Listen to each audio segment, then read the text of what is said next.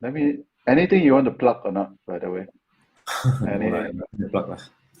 Uh, No, nothing specific to plug. You can plug MindFi, like what we said earlier.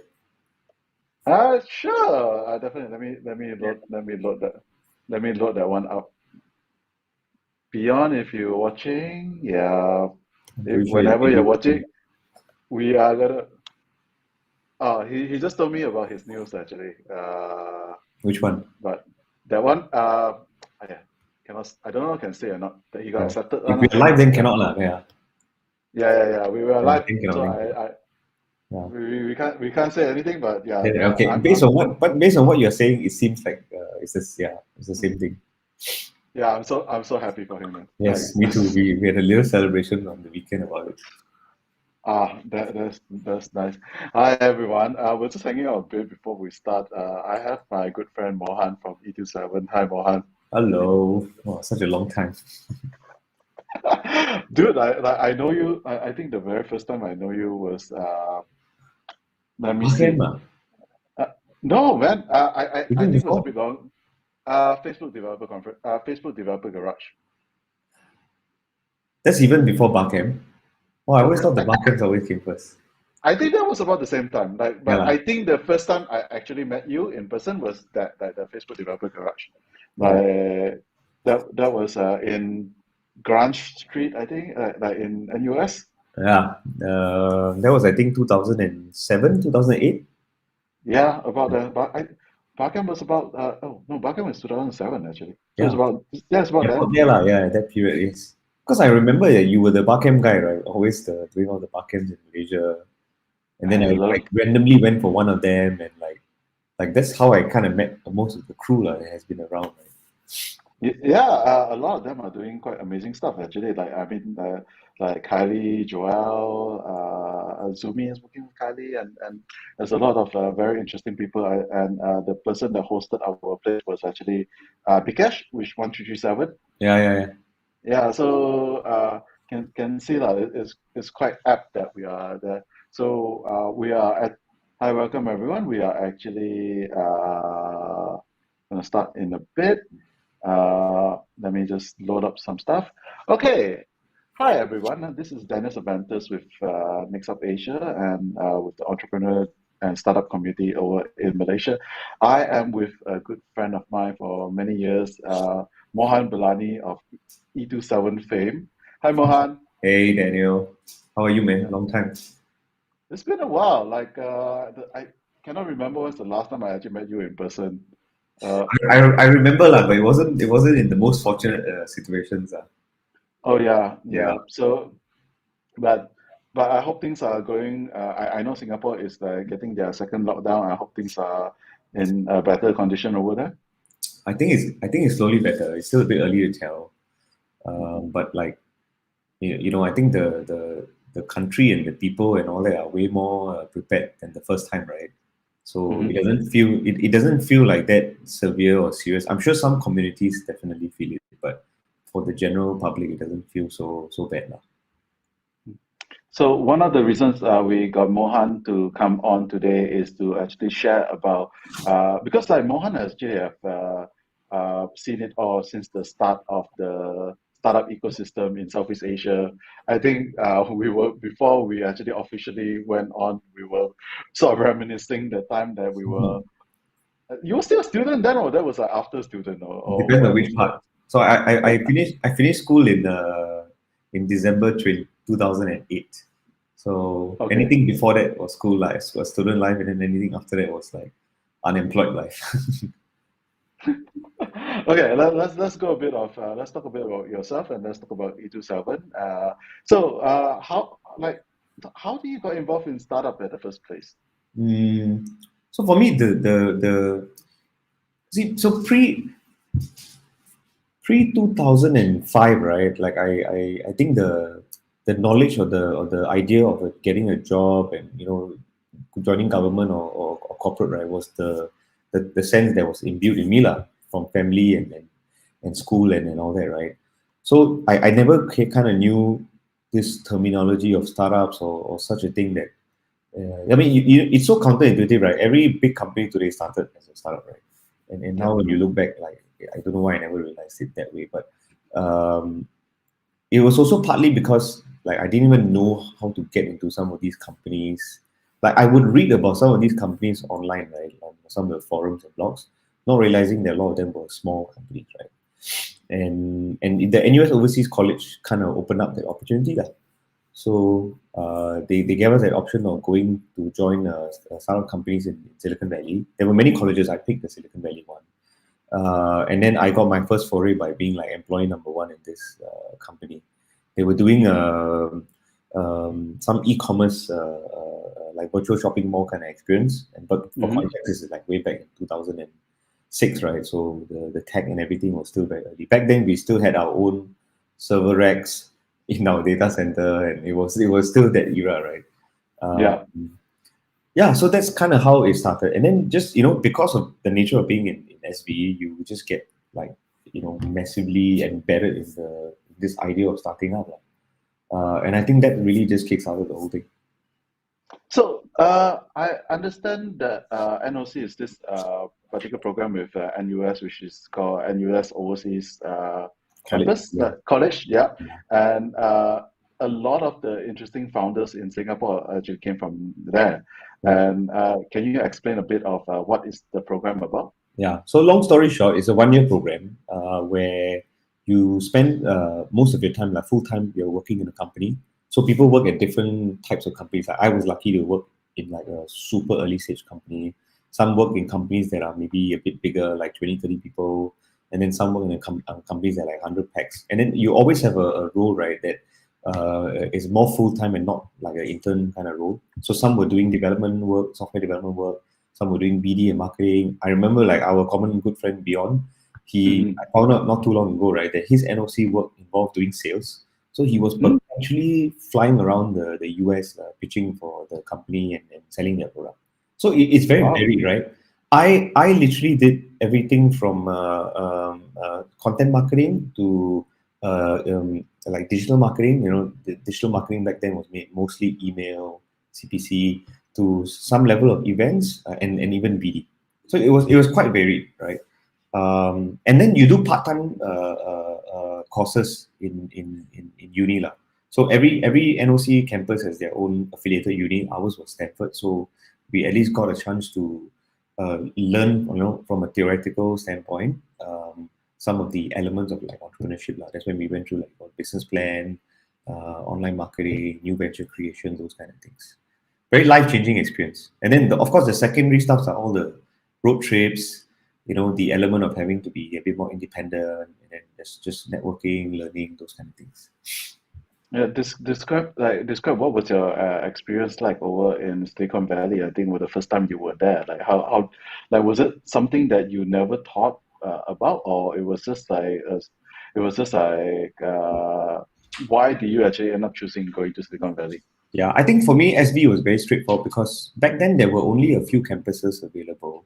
The one in the other campus in the US was Philadelphia, and that was more relevant for like biotechnology kind of startups, which was not my area of interest, right? So SB was like the most obvious choice.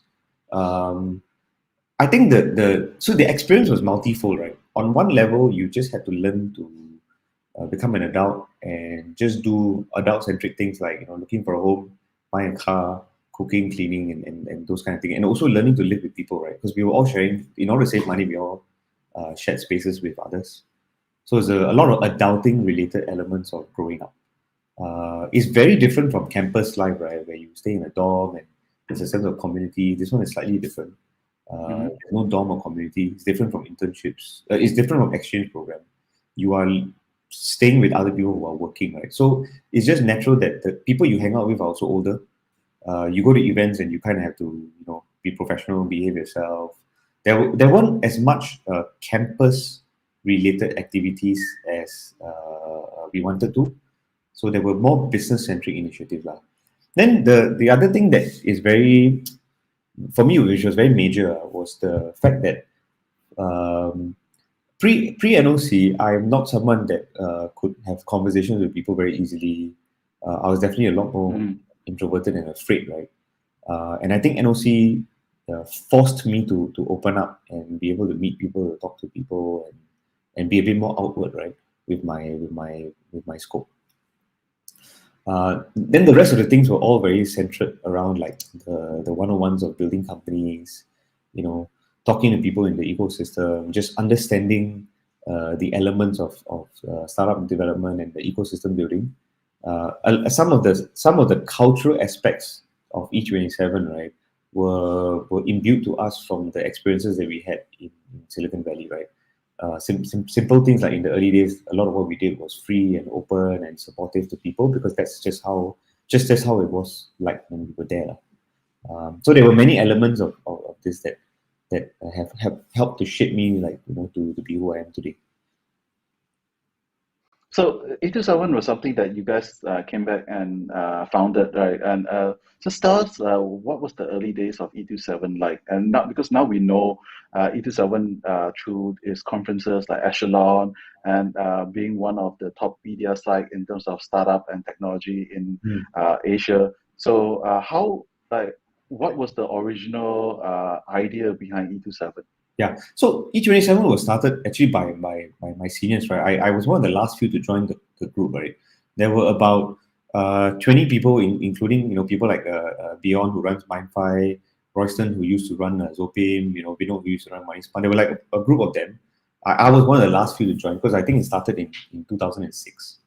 And in the early days, it was just meant to be a community for ex-NOC and some people who liked startups to come together to better support each other and maybe start a company throughout the process. There was never a business intention to it.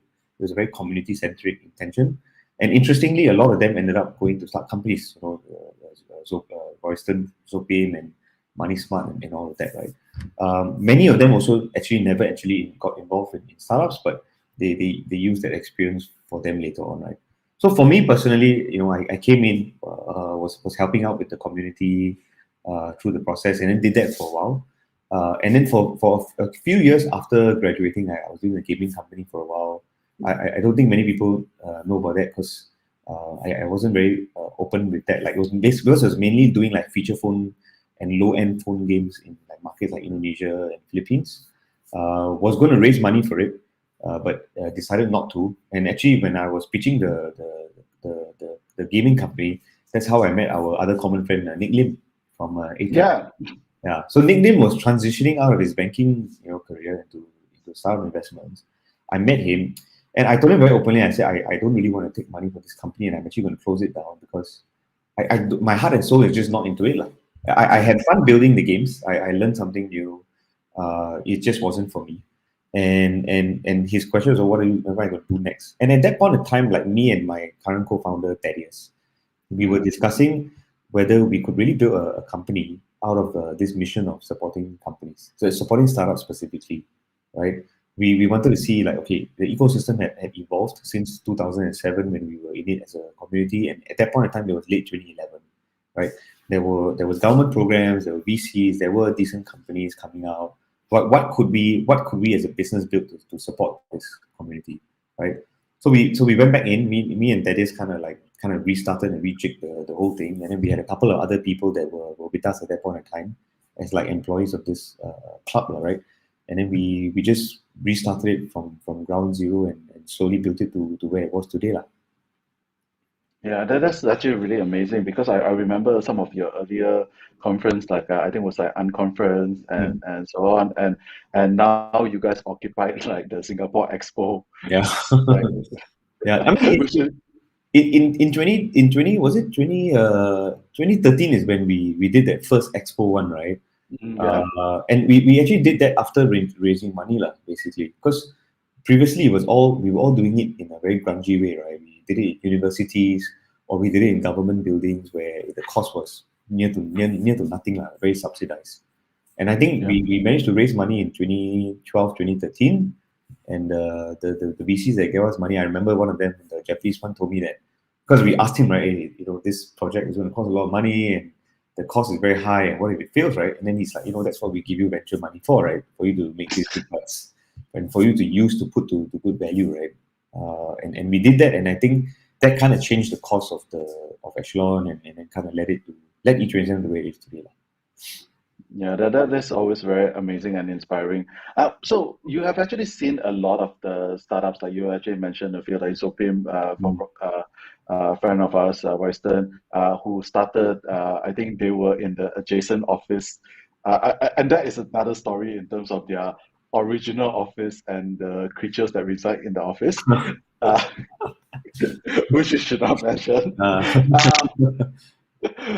Uh, and also to their exit actually, and you have seen a lot of this company actually started. A lot of them failed. Some of them became really successful. Like, what Mm. are your overall thoughts actually around Southeast Asia? I think very Southeast Asia in general. I think very early on, like one of our challenges was like parents were always like, "Why you want to work at startups?" Yeah. Like yeah. Yeah. No, so there's like it's like a rainbow, right? There's like a multitude of strains and waves in this entire ecosystem, right? In the early days, like I used to hear it all the time, right? There was always a reason why the ecosystem was not ready or not there. Whether it was money related reason, whether it was culture, quality of founders, later stage funding, whatever, right? Infrastructure, like there was always an excuse as to why. But I think for me, it was very clear, right? Every aspect of the ecosystem had to go through natural evolutions. So if you look at like in that Zopim or the early stage era, right, the 2006 2007 era, right, a lot of the money that was thrown out was through government grants, and all the companies that were taking those money or the people taking those money were young founders, fresh out of school, right? There had to be that natural evolution where these young people took these money. They could have done they did something good with it because they didn't have that they had the risk profile that allowed them to do that at the early stage. Some did well and moved on to bigger things, like people like Royster, 2359 Media, Hong Ting and all that. Some raised money. Some, didn't do well. Company closed down. Then they ended up either starting new companies or being part of other companies, right? And I think that natural evolution needed to happen, and every ecosystem has to evolve in a way that makes sense for it. That and every sector, right? Whether you talk about founders, whether you talk about investment, the first bunch of like TIS investors that existed were primarily co-invested through the government. Some of them did okay. A lot of them are not even around anymore. But you needed that natural evolution, and then today you have a pretty thriving venture capital ecosystem in Singapore. There are many sectors also that have gone through highs and lows, right? Like in the early days, everything, the tier one sectors, the mobiles, classifieds, the e-commerce, your traditional sectors, consumer to a certain extent were really popular. And then if you look at all around APAC, right, there are different like flavors of the month now. So Singapore went through its deep tech phase, which is still very important today.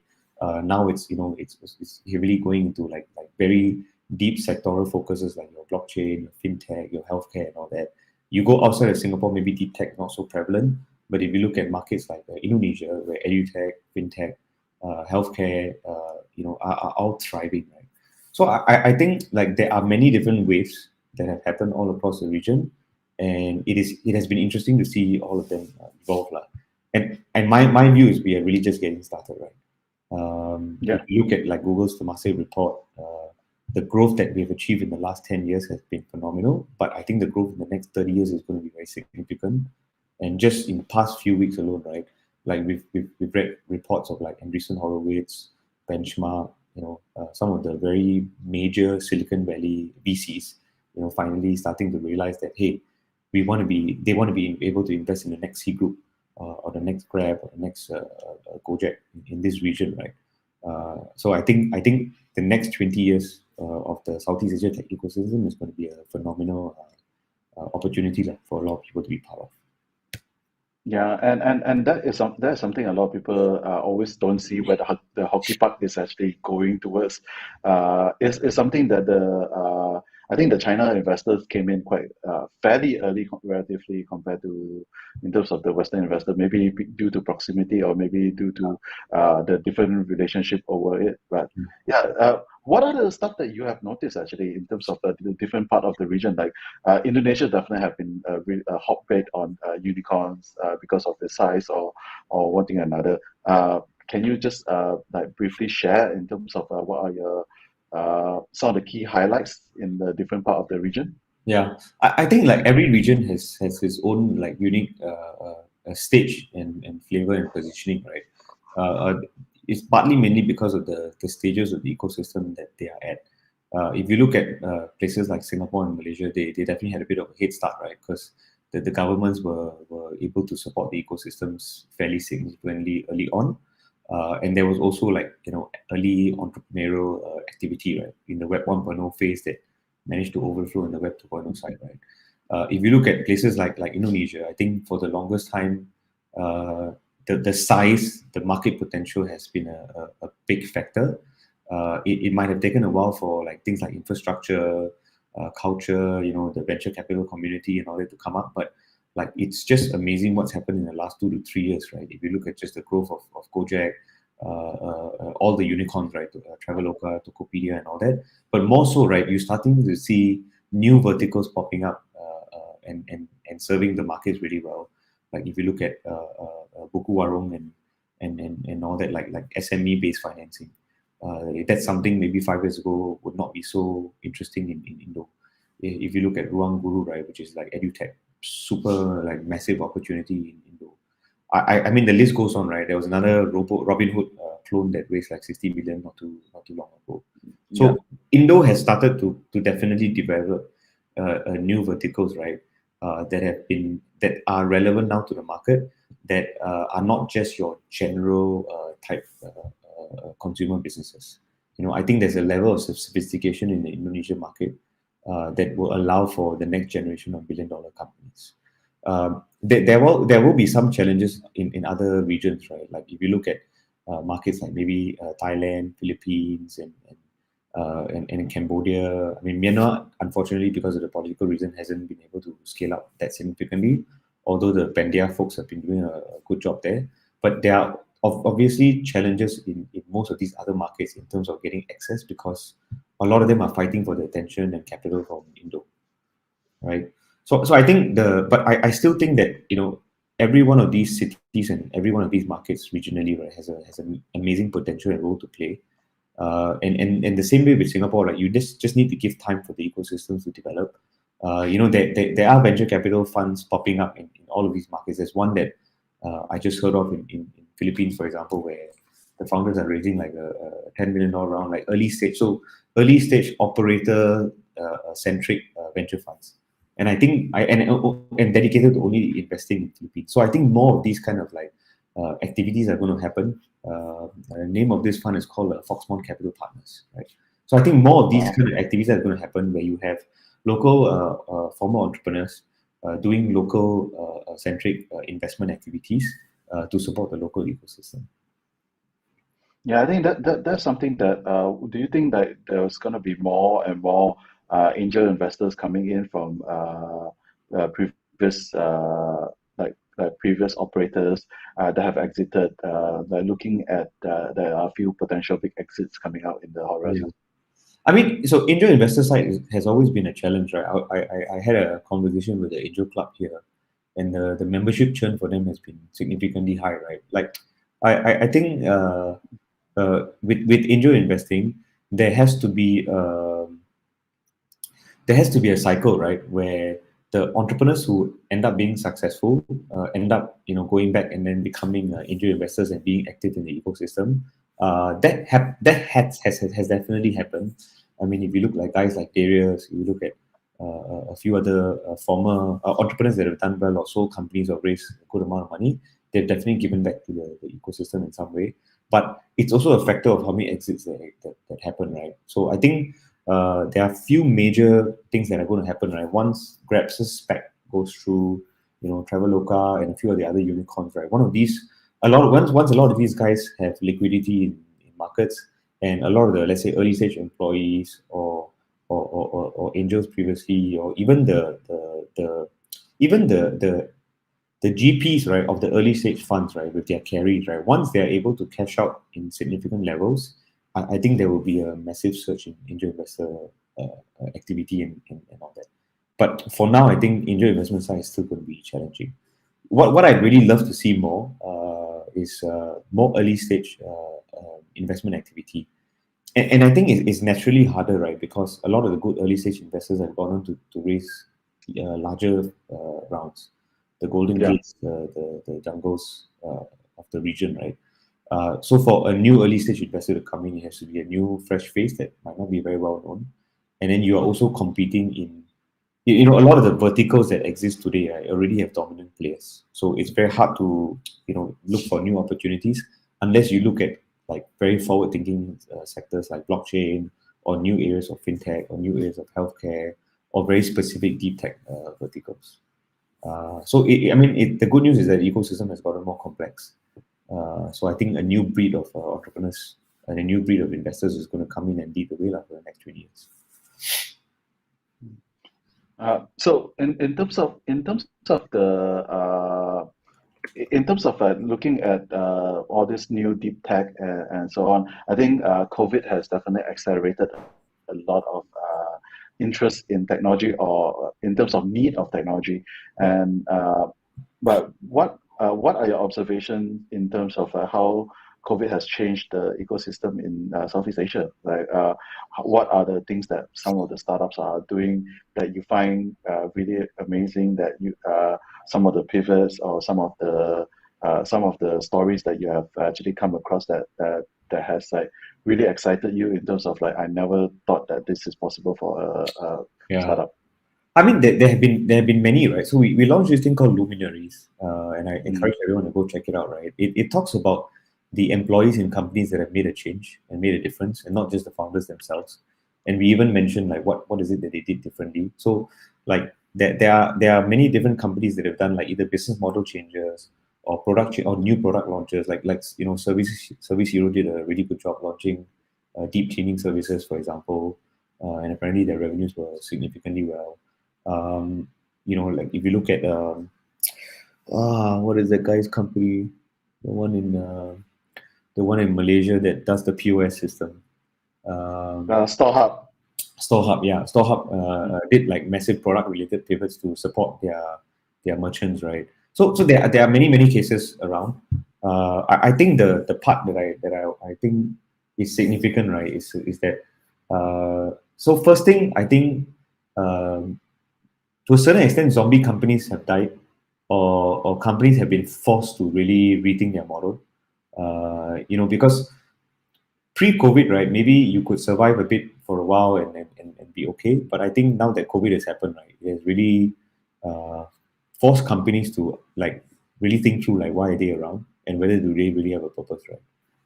Because it has made the general idea of running a zombie company a lot harder, because it's not so easy to get revenue and not so easy to get funding, and it's not so easy to get your employees to just stick around. So I think that's one thing, right? The second thing is that I think it has really forced people to uh, rethink company culture. Elements of company culture, right, that might have seemed um, like unnecessary in the past are now super super critical. When I say that, I mean things like ensuring that you have a very flexible working environment.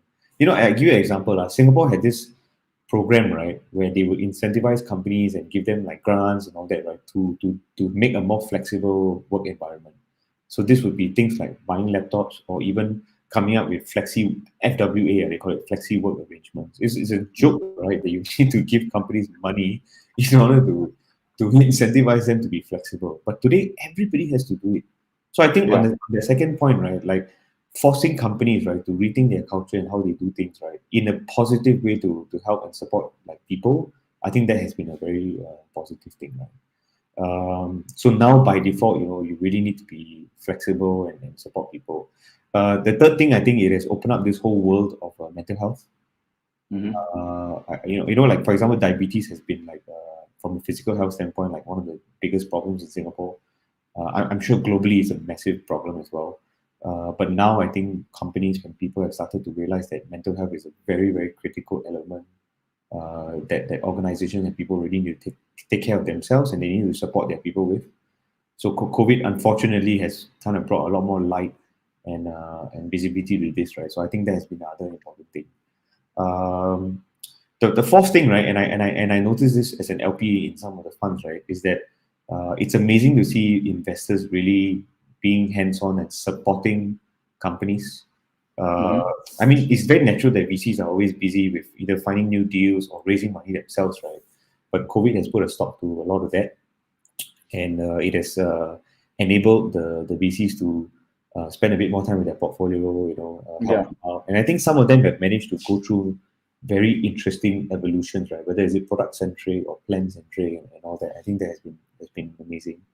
And to touch upon the positives, just seeing companies support each other, collaborate a lot more, partner on certain things has just been amazing. Yeah, I think the VC part, especially, and the finding companies to collaborate, a lot of it is actually like companies could pivot really fast because they were just leveraging on each other's infrastructure.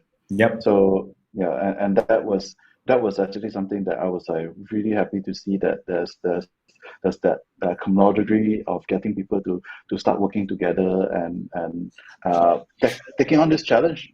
Yeah. Not only by themselves, because I've seen competitors working together over in Malaysia. So so it's actually so I think through crisis comes collaboration, right? And I think that has been very positive also. So without like focusing on any one particular company, right? I think the general themes that have been positive are these few things. Right? What do you think are the in terms of some of the key trends that as entrepreneurs, as founders, we should take note with, especially like starting a company either in 2020 or 2021, like during the COVID era? Is there any advice that you can actually give in terms of for them to look at, especially when they're starting in this part of the world? Yeah, so I think the like previously, right? Like a lot of the things that we used to take for granted when it comes to like things like traveling and all that, right? It's definitely not there anymore. But in some sense, I think there are massive opportunities with this, right? Like they say starting a company is never easy, especially if you have a family and all that. But I think if you try to look at it from a positive standpoint, right? Because of the fact that you can't travel so much, because of the fact that you can't do meetings all day physically, right? On some level, I think I hope, or at least I hope that it helps make things a bit easier. Like in the past, right? If you wanted to pitch to VCs, it was very common to need to have face-to-face meetings and all that. And with like virtual meetings and the lack of travel, I think that really helps. So that's the first part. The second part is, I think so years ago, right? I used to talk about running remote teams and how I think talent, like people need to rethink the idea of talent, not just in their own city, but regionally.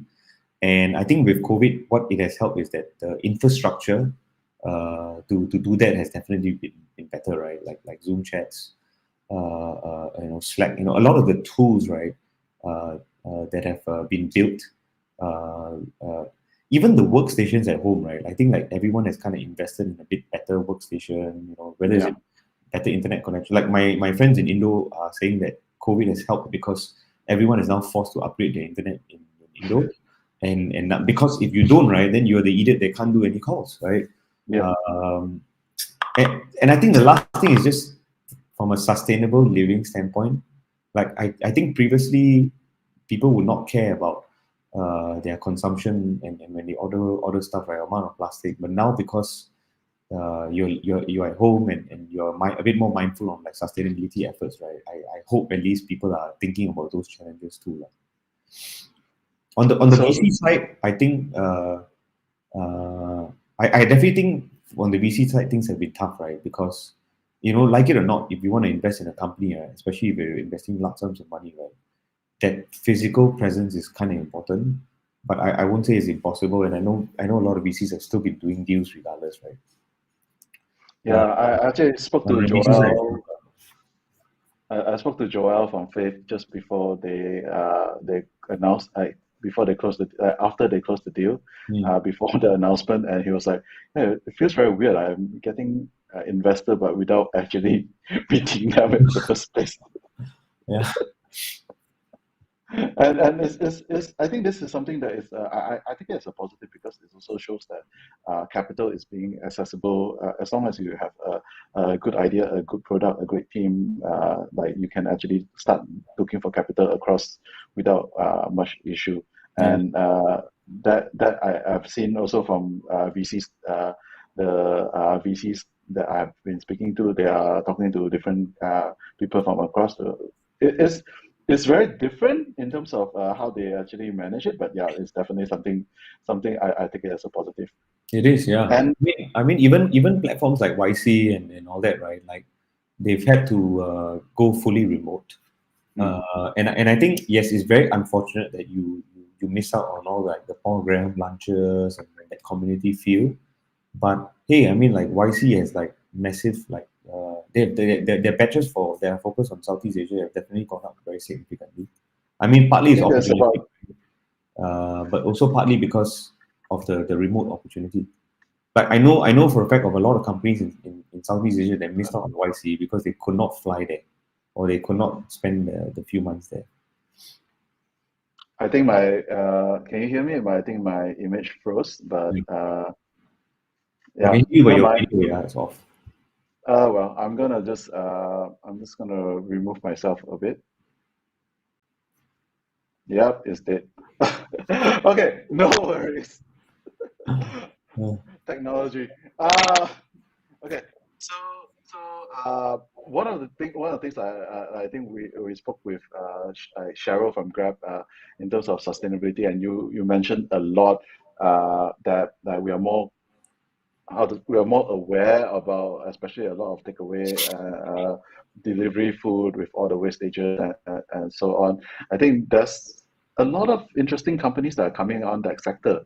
And also, like, what are some of the things that you actually have noticed and you would like to? What I think you mentioned like technology can be used for good, basically, and especially like looking like even giving an example like Grab, for example, if they start to do something positively, or I mean they are on in the modes of doing something positively, that is a big impact towards the environment. In short, for one company, Mm. what are your thoughts on that? So a lot of this has to come at scale, right? Like if you look at the Grab example, right, when they use certain product tricks where they automatically opt out from, let's say, cutlery, right? Like little things like that have a huge impact on the environment. You know, I think these are some of the things companies should be thinking of, right? How can they how can they do little things that remind or really push the idea of sustainability to their users? And I think on some level, right? There's this concept called paternalistic governance. I don't remember where I read it, but sometimes maybe right, in order to effect some level of change, the large companies have to think like as though okay, if they were trying to incentivize a child to do something, what can they do to push them forward? Things like that has worked traditionally in like blood donation drives or even organ donorship, right? Like where countries would adopt an opt out rather than an opt in model. So even for little things like if you use Grab as an example for cutlery, right? Rather than opt out from having cutlery, you force people to opt in, and stuff like that actually reduces the need and like improves the wastage situation. The other thing is also like when you look at what some companies have pivoted to, right, with the virtual events model and all that, I think on some level they could better articulate, right, the amount of like uh, wastage that has been saved as a Mm, matter of their services. You know, thanks for this virtual meeting. You saved X amount of time, energy, and money by not making this a physical one, right? It's also something of value, lah. Um, yeah, that's it. so you I think There's no way to most get of your my face back. questions. I feel like I'm I talking. I like, can't get my face back. I'm trying to do that. But I think one of the things that we one of the things that in terms of technology can be used for a lot of good things. So when you went, I think our previous conversation we were talking about food security, Mm. and that's an area that it has affected in Malaysia. It also have affected in Singapore. Mm. And what are your thoughts around that? Yeah, so COVID has definitely forced large companies, governments. Are you still there? Ah, I'm can you? there, I'm there, but Yeah. Okay. I'm fixing stuff. Don't worry. So, yeah, so COVID has definitely forced large companies and governments and even like organizations, like welfare organizations and all that, right, to really rethink areas that they need to invest in or support better. And I think so. The big areas are obviously pandemic preparation, everything from technology to help better manage pandemic. Like Singapore has the Trace Together, and I think most governments have a way of that technology now to information dispersal and all that to even vaccine development, right? And a lot of this requires people with skills, people with tech background. Oh, great, you're back. Wonderful. Okay, so I think on some level, right, there has been that push there. On another level, right, there has been a massive push towards digitization. So getting organizations to adopt digital technologies to improve, right? Whether is it for productivity reason or whether is it for survival reason, right? Like you just look at, for example, the F&B, the restaurants, and all that, right? Pre COVID, right? A lot of them might have been hesitant to adopt or look at delivery based models. But because of COVID, a lot of that has forced companies to do that. A lot of places that I used to go to, right, now don't even accept cash. So it's Mm, forcing people to use like digital payments. And then the last thing is really like I think we talked about earlier, right? Like just changing the culture and the way things are done. Everything from flexibility work arrangements, this focus on mental health, even focus on physical health, right? Like with the fact that now you can do a lot of work from home, workouts and stuff. Like even people are and organizations are figuring out, okay, how to best get people together. In the past, a Friday night, once a month activity for companies could have been going to the bar and getting slots, right? But today it could have been a company activity where everyone does a 20-minute hit session, which is yeah. really what we did last week, right? So I think there are a lot of these elements that are shifting and changing. Um, for the food tech part, right, that's an area like I'm personally very interested in. Like I was sharing with you previously, right? Like as a Singaporean boy, we are always thought about water security and stuff like that. Food security has never been a thing that we really discussed. But last year when COVID happened, it really became a serious problem. Discussions around our food stockpile and how we're getting food globally were a factor, right? So, like for me personally, so I've also taken an interest in that space. I've also seen the government take an interest in that space. It's become like a national agenda, right? To start to say, okay, how can we attract food tech companies here? How can we incentivize restaurants to use it? How can we educate the people to think about sustainable eating? How can platforms like Grab, Deliveroo push these types of initiatives and messages? How can Yeah. massive supermarkets better showcase and feature these kind of food, right? Like these things, I think, all towards a more positive, sustainable community, right? I think these have been pretty good things that have happened. You also mentioned like I think there's this trend of vegan food. Like, so it started off with Impossible Meat and then Beyond Burgers. There's a lot of new companies around this region that have actually set up just to be in this space. Like, is that something that we will see a continuous trend moving forward? Yeah, I mean, absolutely right. Like, I think the even younger sector, right? I think have become much more aware and conscious about their consumption habits. I don't think the world is going to move towards vegetarianism. I think there's some element of selective, vegetarianism that people might like.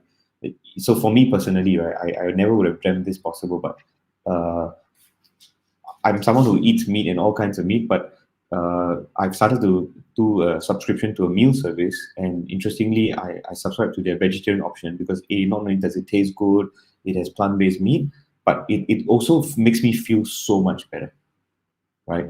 I think there's some element of that that's going to happen. There's some element of like for the younger population, right, being just a bit more bolder and more creative and wanting to try things, right?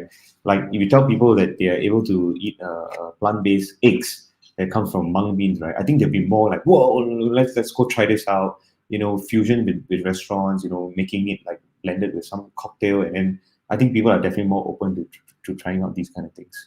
I think on some level there's also a deeper conscience, right, for the younger population, and people with younger kids to say, hey, I kind of need to take care of the world I live in because I'm going to be around for much longer, and I kind of want to make sure that I leave a better world for let's say, my nephew or my children, right? And what can I do to take those steps, and just like the media has also been portraying this very significantly. And I don't know if you remember about all the stories that came out that when there were full lockdowns everywhere, how the pollution situation was so much better, how there were dolphins in canals, and how like everything just felt greener and more vibrant. Just More of seeing those that in and feeling that, I Singapore. think that made people feel like, oh man, I think it's worth it to cut back a bit. Yeah, I think there was last year there was definitely a drop in greenhouse effect because of the uh, of COVID, but it has since catch up back, Yeah. I mean, unfortunately. it's definitely crept up back now. Doesn't help with with all the crypto mining activity as well. But I think it makes people much more aware, lah. And ideally, and hopefully, people like everyone does something about it, and takes a little bit of effort to be a bit more sustainable in their thinking. You just mentioned about crypto, and I think you did talk about blockchain and in terms of deep tech. But what are your thoughts about what are your thoughts in terms of the utilization of crypto, fintech? Uh, I think so. The promise of it bringing financial services to the masses, especially the unbanked, right, is definitely something that is worth championing and supporting, right? I think there's a lot of opportunities there. Um, I'm not a fan of. I won't say I'm not a fan of crypto. I don't have any crypto. I haven't like really jumped on the whole crypto bandwagon other than to just play around to understand the technology a bit better with things like Ether and what is it, XRP and a few others just to play around. But like I think the elements of the blockchain technology are way more interesting to me than the prices of tokens or the yeah, inflated assets of tokens, right? Um, I actually think central bank issued tokens are going to be the dominant tokens in future because they are way more stable, predictable, and manageable by governments. So I mean, we'll see what happens with that, lah. But for me, like I'm not involved in the crypto space as an investor or activist or anything at all.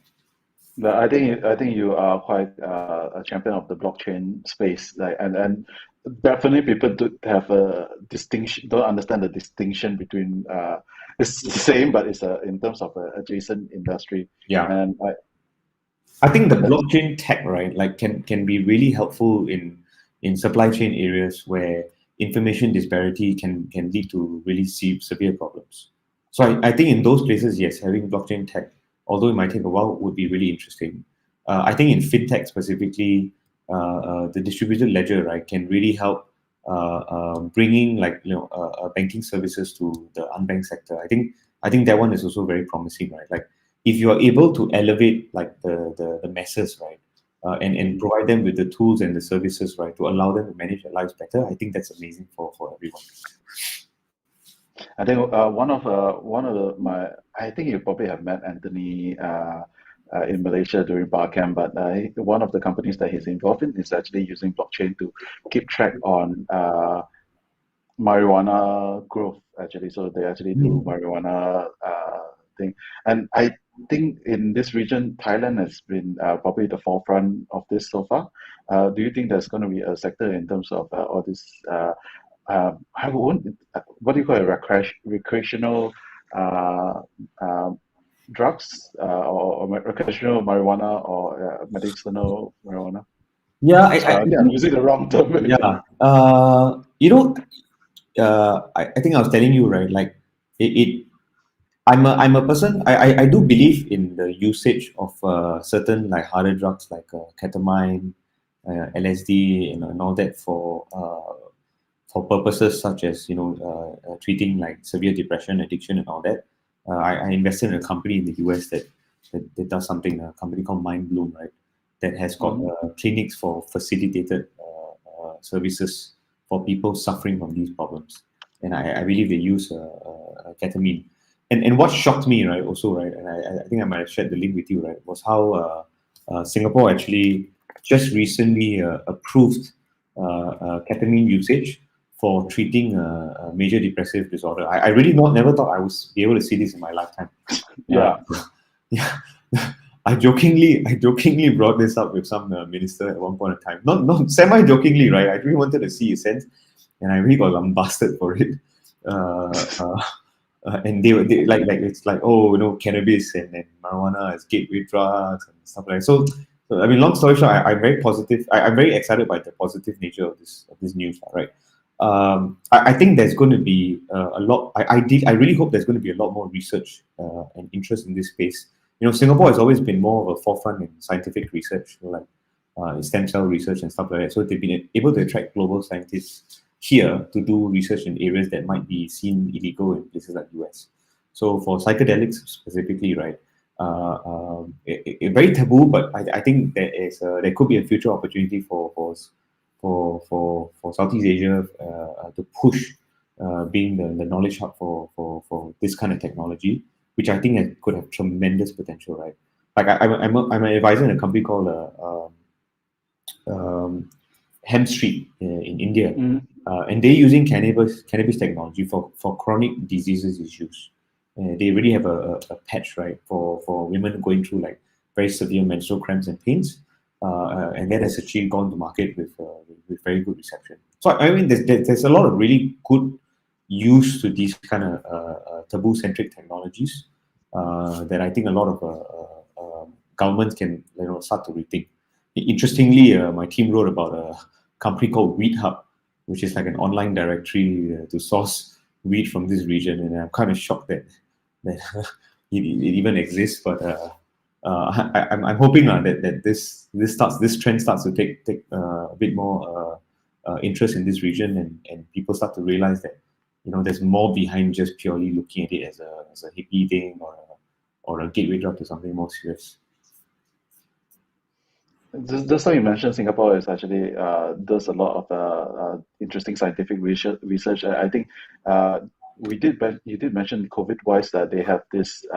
One of the researchers came up with this particular rapid test. Actually, if you can elaborate that a bit. Yeah, so I think I think it was the NUS that recently managed to get a successful trial done for breathalyzer COVID test, right? Where you just breathe into this disposable plastic, and within 60 seconds, it can show whether you have COVID or not, right? And I think they started to deploy it at like the Tuas checkpoint and all of that. And I think I'm hoping, right, that the results from this and all that is very serious. So just for everyone's sake, right, the company that does this is called Breathonix, Breathonix, and the NUS. So they just made an announcement this week. They started to deploy this in some of the checkpoints here. I think that's another major innovation sector, right, that the world can look at, right, which is more rapid detection for certain of these viruses. So 60-second breath test will be a huge game changer if it can be Yeah. scaled globally. So I want to actually ask, like, what do you think? What do you think Southeast Asia can take the lead on in terms of the like because like for example in certain part of the world we do have certain branding in terms of what certain countries can do. Like what do you think Southeast Asia can be the leader of?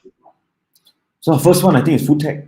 I mean, we've got like Mm-hmm. the most amazing food in the world, right? You look at Malaysian food, you look at like Vietnamese food, Thai food, Indonesian food. Like every one of them has its own amazingness to it. I think Southeast Asia can take a massive forefront lead in terms of innovation in this space, right? If you look at like agri-tech, like the biggest scope of course obviously is agri-tech, right? A lot of the rice plantations, oil plantations, fish farms, like it is a massive food producer and food hub. I think that entire agri-tech sector can be one that Southeast Asia can be a global dominant innovator leader and Mm. practitioner in. The other area obviously is also in terms of food wastage, right? Singapore, for example, is one of the highest food wastage in the world, right? Globally, right? In the multi-billions. And I think this is a space where companies, organizations, and innovation can come with respect to helping make the world better. Food wastage, food innovations. The last there are many other areas, but I also feel like to a certain extent, health tech could be the other sector. Southeast Asia has a unique diaspora of people, right? That are very, Mm. very diverse, thanks to the vibrancy of ASEAN, right? But also very forward thinking in terms of medical adoption, right? So if you look at the hubs, like Thailand is a pretty big medical hub. Um, Singapore is as well, Malaysia is as well. Philippines, like from a service centric standpoint, is a very big medical hub. Right? So I think globally, like Southeast Asia can take a big leap forward in terms of medical services and innovating how to provide the next generation of healthcare to the world. The other thing is also like if you look at just the reason why Southeast Asia is also so hot, right? Is just from a generic like technology adoption standpoint, right?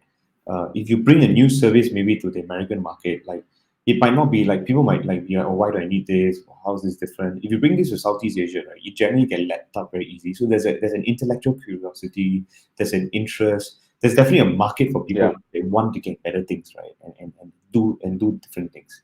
And I think Southeast Asia is going to be like a global hub, right, to try out a lot of new technologies. We can forget China because I think China is way more advanced in that standpoint. Yeah.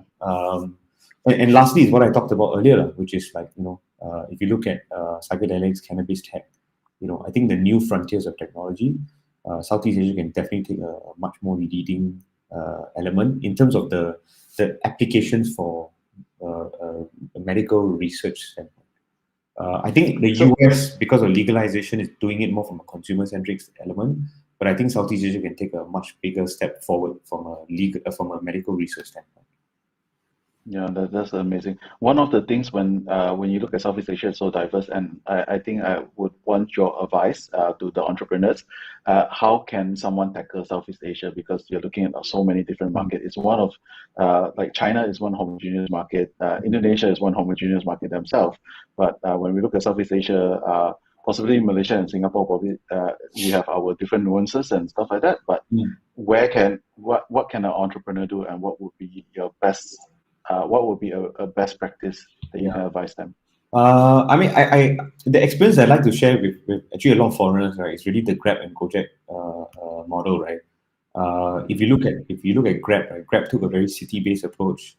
So even Indonesia is not homogeneous, right? You go to Jakarta versus you go to maybe Jogja, Malang, or Surabaya, right? It's all radically different.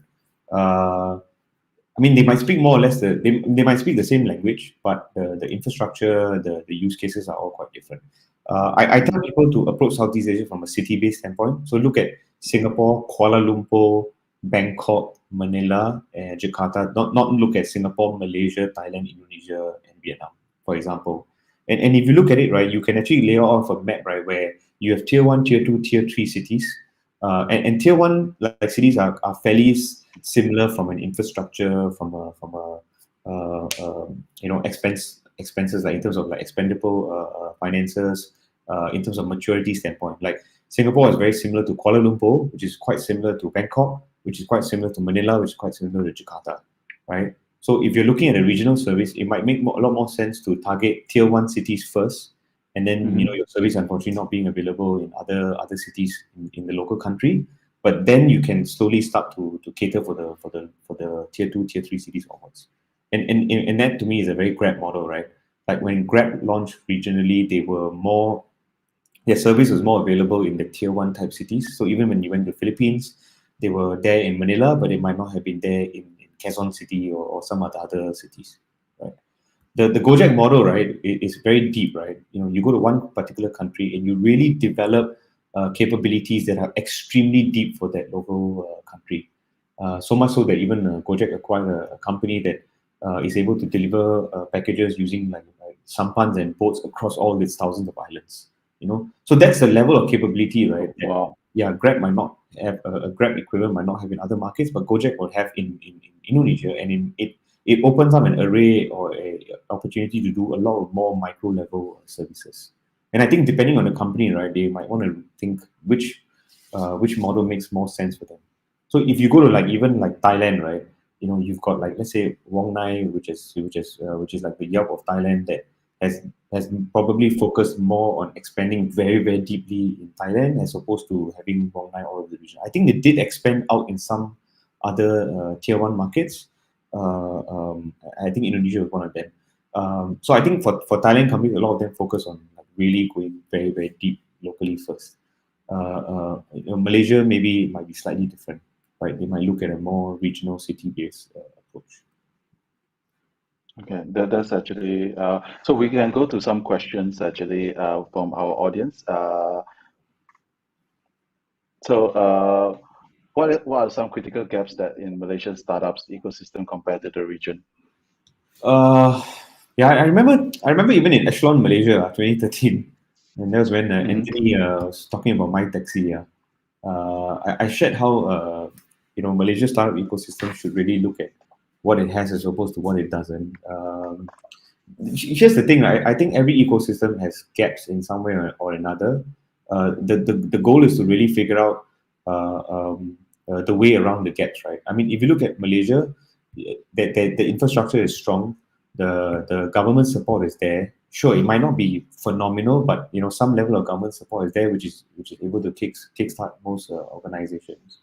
The funding support is also there, right? I mean, you've got a fair amount of active investors on the ground, and you have a decently sized population, like 20 million people, right? If I remember correctly. So there's nothing really stopping a Malaysian startup from like going for that market and going after it, right? So I don't think there are gaps really per se.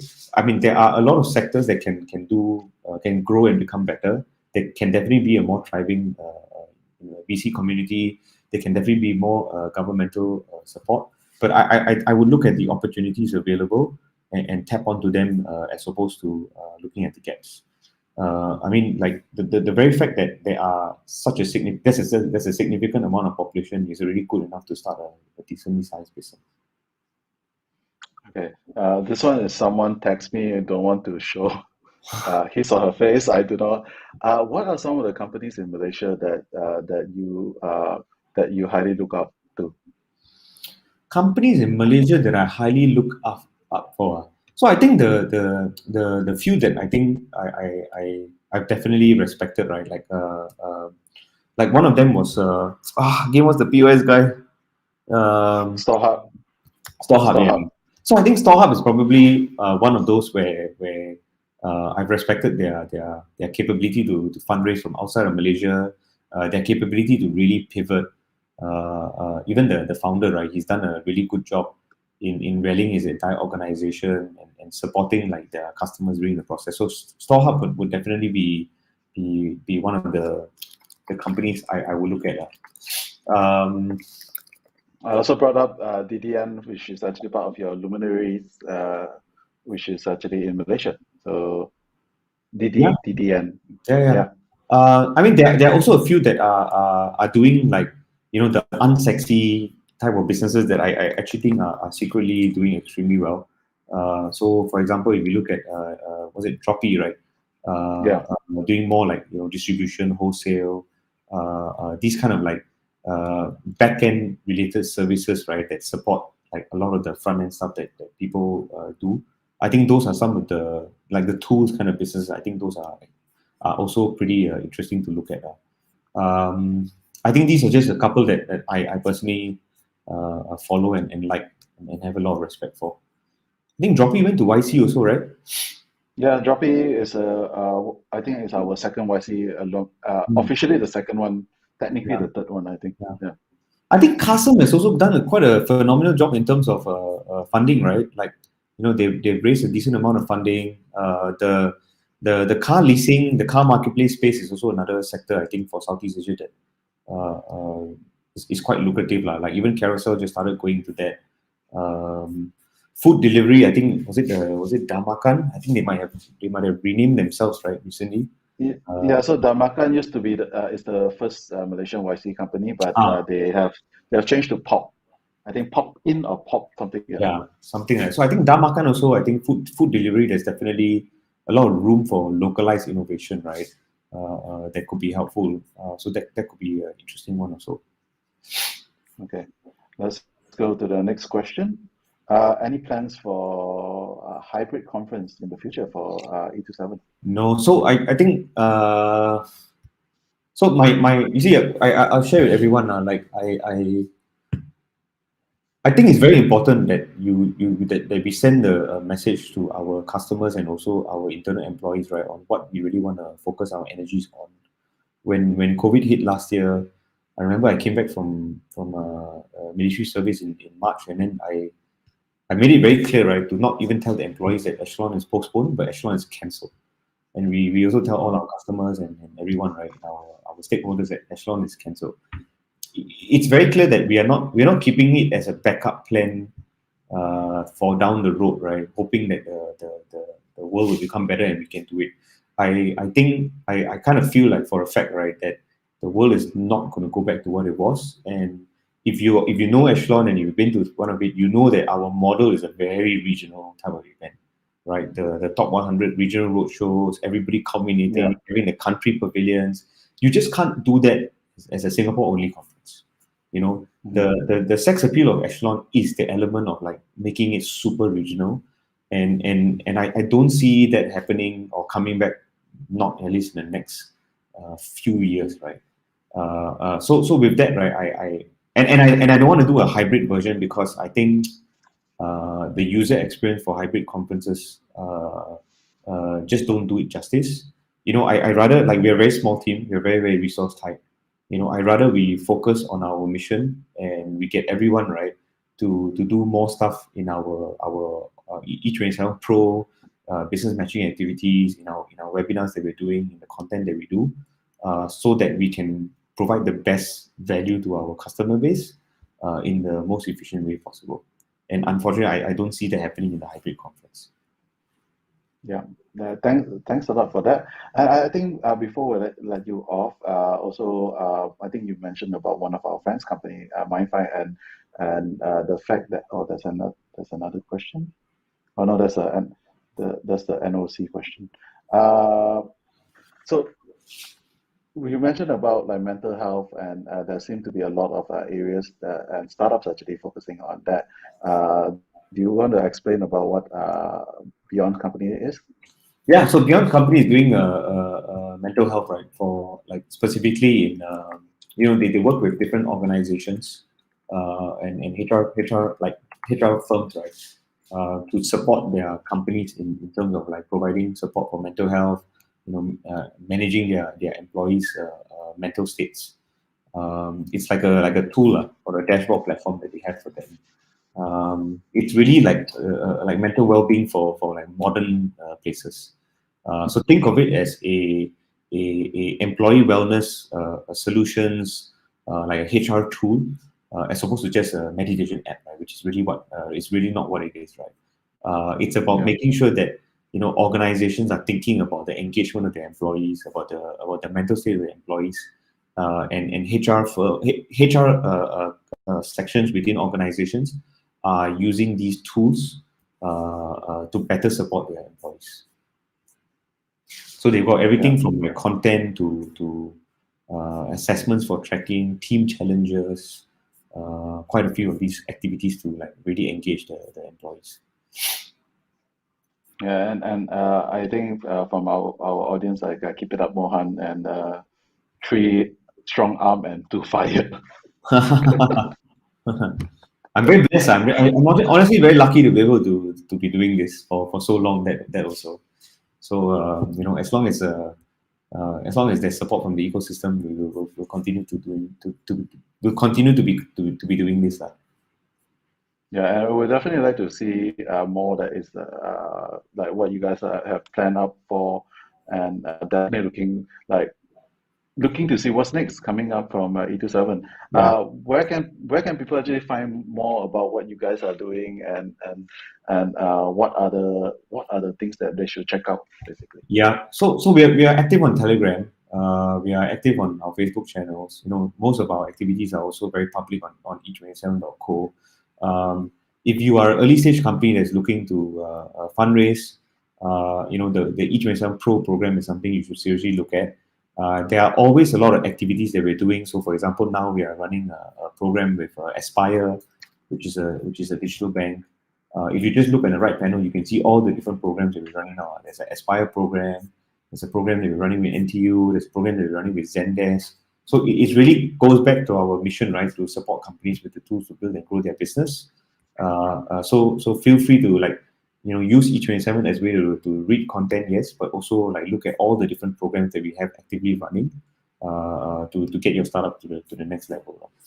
And now we even launched the active investors a panel on the right, so that if users want to see who are the active investors, who can they connect with, they can do so right away. I just got a text that how can someone actually share their story, share their startup over E27? Oh, just drop us a note at writers@e27.co. That's like our newsroom email address, and then one of the folks from the content team will get in touch with you. Thank you very much, Mohan, and I really appreciate you sharing all this. I will hope to get you guys on soon again. And thank you everyone for tuning in and asking questions. Actually, really No appreciate problem. that. Thanks for having me, Daniel, and thanks for doing this. It's been it's been a long time since we were able to have this kind of conversation and share our views on the region. Yeah, we have to do this in person soon. Absolutely, Hopefully yeah. soon. I would give anything to be able to come to Malaysia and spend a few weeks there just hanging out and chilling.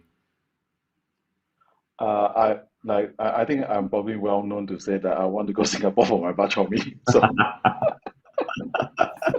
All right, man. I hope to see you soon. all right, dude. Take care. Okay. See you soon. Take Bye. care. And thanks, everyone. Bye.